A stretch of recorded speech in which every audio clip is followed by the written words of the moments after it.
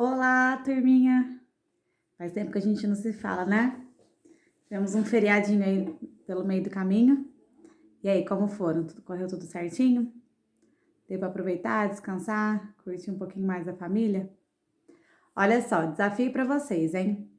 Vocês vão ter que completar essa frase aí em casa. Pode ser falando em voz alta ou no pensamento. Eu desejo que essa semana seja muito... Cada um pensa o que deseja para essa semana. E que assim seja, tá certo?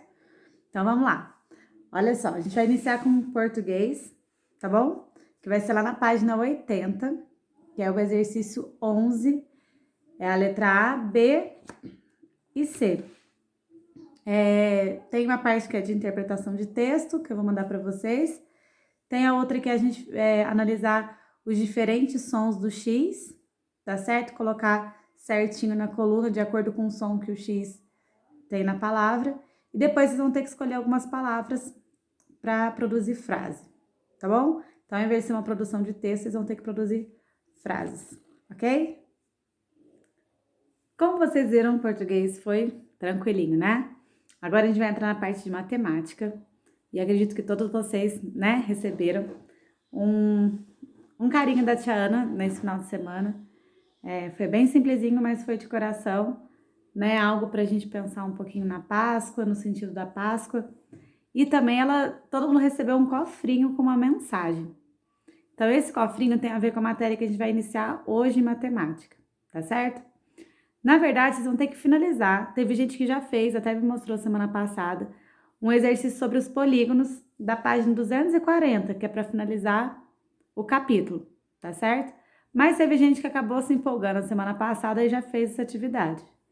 Então, quem não fez, vai fazer o exercício número 2, da página 240.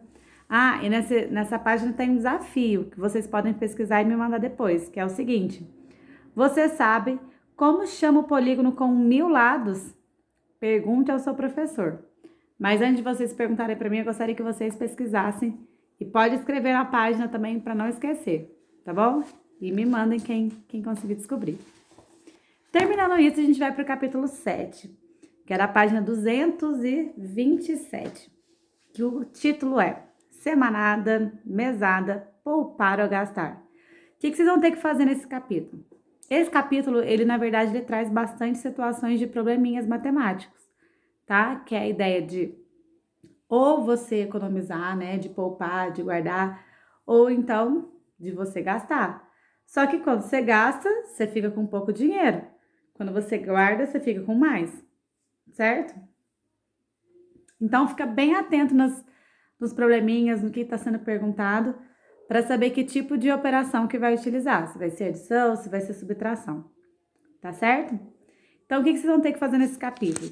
Vocês vão ter que ler a tirinha da página 227 e analisar a situação de cada personagem, o que cada um comenta relacionado a isso, tá bom?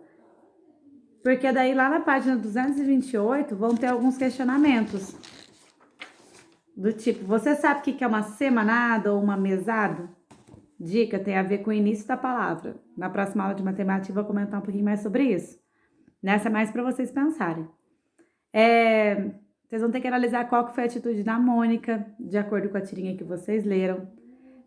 Se vocês acham que é importante a gente gastar o dinheiro, vocês acham que é importante a gente economizar pensando no futuro, tá certo? Esses assuntos são assuntos assim que são importantes vocês conversarem em casa, com a família, sabe? Sentar e conversar sobre essa questão financeira. O que eles orientam vocês, o que eles julgam importante, tá certo? Pra gente trabalhar juntinho nesse capítulo. E aí vocês vão ler a página 227, pensar nas perguntas do Trocar Ideias da página 228 e fazer os exercícios 1 e 2 da página 228, tá certo? Então, matemática tem aquela questão do polígono e mais a página 227 e 228, tá certo? Se alguém quiser comentar comigo alguma coisa nesse sentido, né, do que vocês pensam sobre o assunto, pode ficar à vontade. E alguém aqui ganha semanada ou mesada? É legal vocês verem isso também, tá certo? E o cofrinho é de vocês. Quem quiser poupar, pode usar ele como essa estratégia, tá bom? Então, matemática por hoje também é só. E na parte de história, nós já estamos chegando ao fim do capítulo, né? Sobre essa questão da chegada dos portugueses aqui na América, aqui, né? No país que hoje a gente chama de Brasil. Essa questão, o que os portugueses pretendiam com essa vinda, tá certo?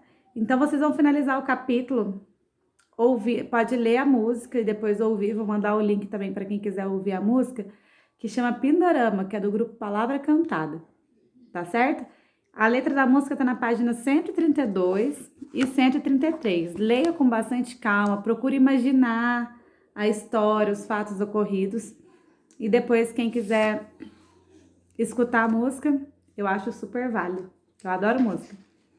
E aí vocês vão ter que ler a música e depois responder as questões de 1 a 4 da página 134, que é relacionado à música e tudo que a gente aprendeu nesse capítulo de história.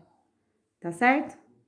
Só para dar um spoiler, o comecinho é Pindorama, Pindorama, é o Brasil antes de Cabral. E vamos também finalizar um capítulo de geografia, que é sobre orientação, certo? E a gente viu os pontos, né? Colaterais, os pontos cardeais. E a gente viu da questão da importância do Sol para se localizar também, né? Da evolução desse processo, né? De se localizar no decorrer da nossa história. E aí a gente vai ver também que tem algo muito importante que eles foram descobrindo no decorrer do tempo, que ajudou muito no período das grandes navegações, que é com relação à bússola, certo? O Túlio chegou a levar a bússola alguns dias na sala de aula. Eu estava até ansiosa para a gente chegar nesse assunto, né? Que ele já tinha levado alguns dias para compartilhar com a gente. Mas enfim, a bússola, ela parece um relógio, certo?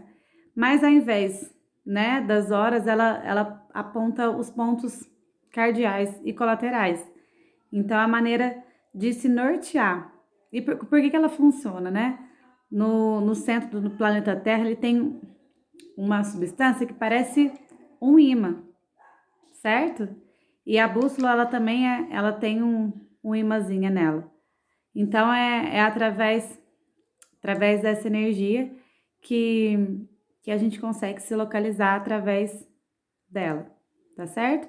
E depois, mais pra frente, também foi falado com relação ao GPS, né? Que é muito comum as pessoas hoje já terem carro, de baixar aplicativo no celular, enfim, tem celular que já vem com GPS, que é mais uma maneira de orientar a gente, né? De localizar pontos mais exatos. Você joga o endereço e às vezes o celular te leva lá no ponto correto, tá certo?